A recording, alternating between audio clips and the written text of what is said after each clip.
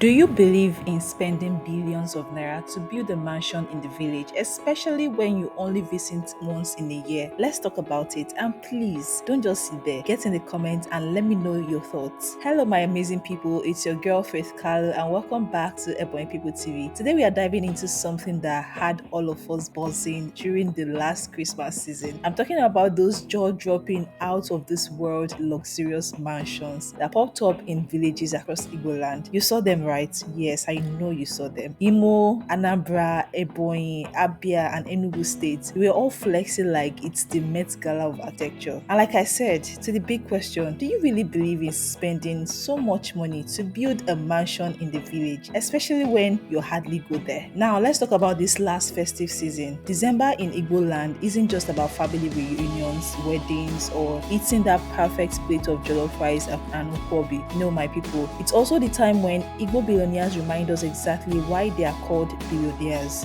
Especially this last festive season, people were not playing. Igbo billionaires did not come to play. Mansions sprang up like mushrooms from every nook and cranny in the southeast, each more extravagant than the last. We saw houses that could rival five-star hotels, gates taller than palm trees, swimming pools that could fit an entire family reunion. And let's not even talk about the marble floors imported from Italy. This last festive period got the internet literally on fire with these pictures and videos. And let's pause and ask ourselves, why do Igbos go all out like this? Why spend billions to build these palaces in the village? Personally, would you think of building this kind of mansion in the village or in the city where you live? Let me know in the comments. For us Igbos, having a home in the village is more than just owning property. It's a matter of pride, legacy, and connection to our roots. When you hear someone say, I'm building my house in the village, it's not just the house they are talking about, it's a statement. It's like saying, this is where I come from and I am so proud of it. Even when we are scattered across the globe, whether in Lagos, London, or Los Angeles, our hearts are always back home in the village. That house isn't just for us, it's for the family, the community, and even for the ancestors. And let's not even lie, you get as it is sweet when your house is the one everyone's talking about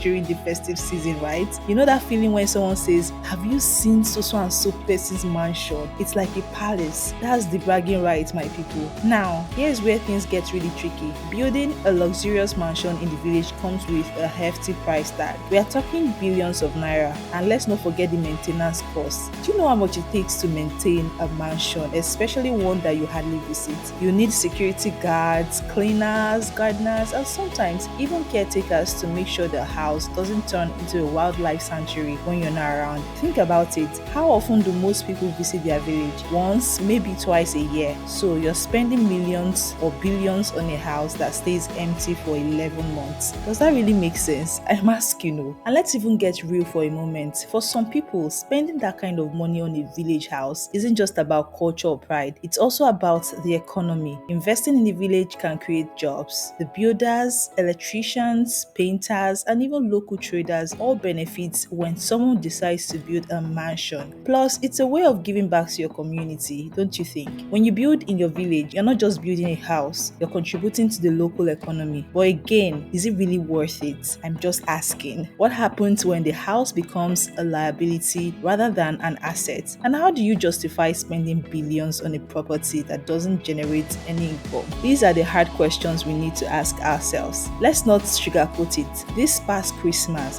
this one that just passed, Igbo billionaires had everyone talking. Whether you were scrolling through Instagram, Twitter, or Facebook, you couldn't miss the pictures and videos of those mansions. People from other parts of the country and even outside Nigeria were like, wow, these Igbos don't play. And they are right, we don't play. Igbo people are known for their resilience, their hard work, and ability to turn dreams into reality. But this also raises the question, are we putting too much focus on showmanship? Now let's break it down. A mansion isn't just a one-time expense. After spending billions to build it, you'll need to maintain it, from electricity bills to landscaping, cleaning, and repairs. It's a continuous investment, and let's not forget the risk of theft or vandalism when the house is left empty. Some people even spend extra to hire security guards year-round. So, is it really worth it to keep pouring money into a house you rarely use? Don't get me wrong, I'm not here to criticize anyone. After all, it's your money and you have have the right to spend it anyhow you like. But at the same time, it's important to think about the long-term implications. Could that money be invested in something more productive? Maybe a business that generates income, or a scholarship fund for underprivileged kids in the community, or even infrastructure projects that benefit everyone in the village. And then later, when you have age and you decide to come back home finally, you can now cool down,